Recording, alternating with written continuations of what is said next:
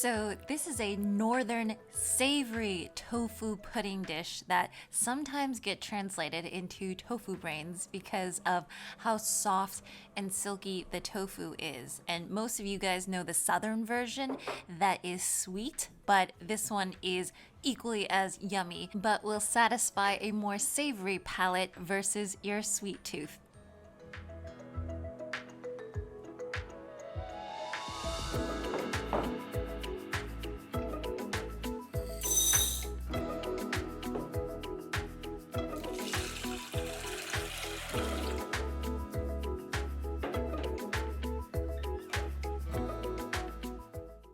So this recipe starts off with me soaking a half a cup of soybeans in just a bowl of water overnight until they become nice and big and plump.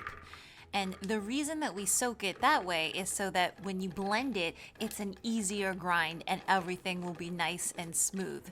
So half a cup of soybeans and then in go 3.5 cups of water, and you just want to blend it until it's super smooth.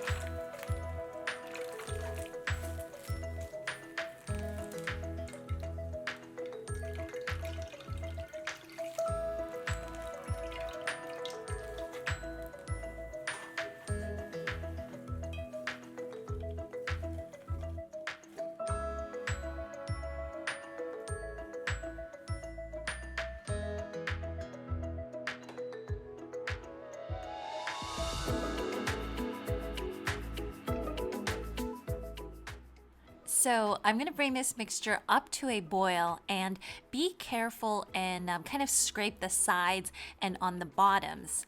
Because our soy milk is a bit thicker, it'll have bits of soybean in it.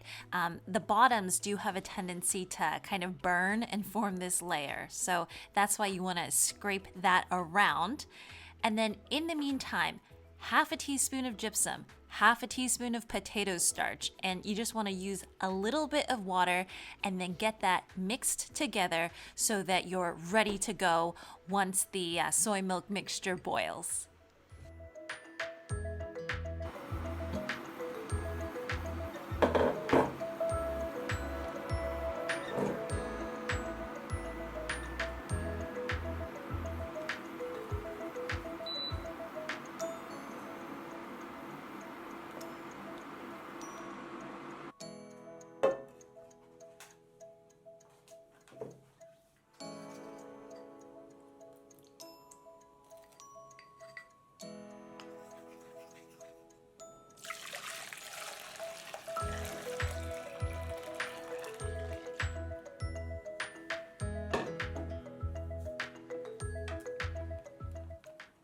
Now, a lot of people say pour the soy milk from high so that you don't have to stir the mixture afterwards and disturb it.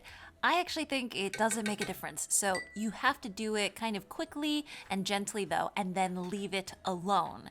And sometimes these bubbles form up top. I know I'm not supposed to touch it, but you can kind of gently skim it off because once the soy milk does touch the gypsum mixture, it does need to be, fairly calm and left alone for, I'd say right around 30 minutes or so, and then you can check back to see how it has set.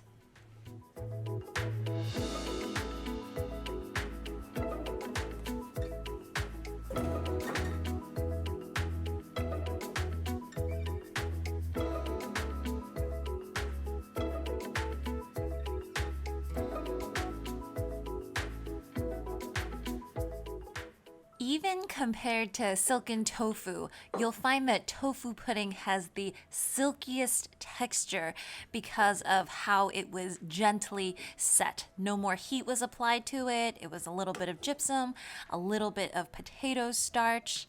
So the way that it is typically served is you just take a large spoon and you scoop out kind of thin layers onto your bowl.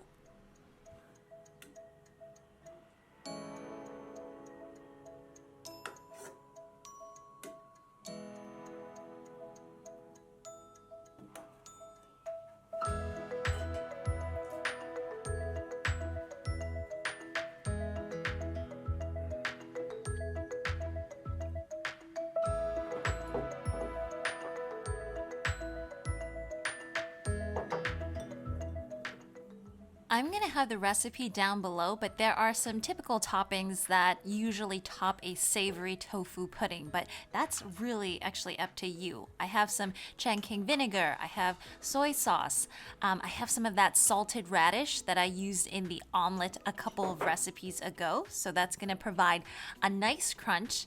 And then these are actually just steamed soybeans. Usually people use like fried soybeans so that it's nice and crunchy, but I was having this for breakfast and I just wanted something light. So you could do chili oil as well. That's also very common. Some peanuts, some additional garlic. I just wanted it to be just nice and clean with some of that vinegar and some of that soy sauce.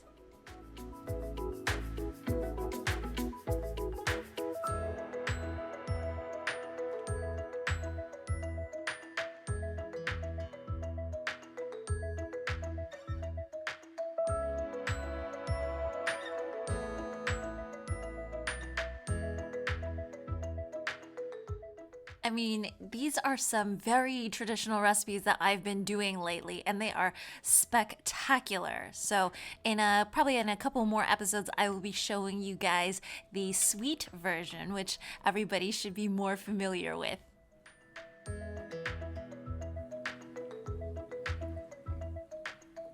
Anyways, I hope you guys have all enjoyed this savory tofu pudding recipe.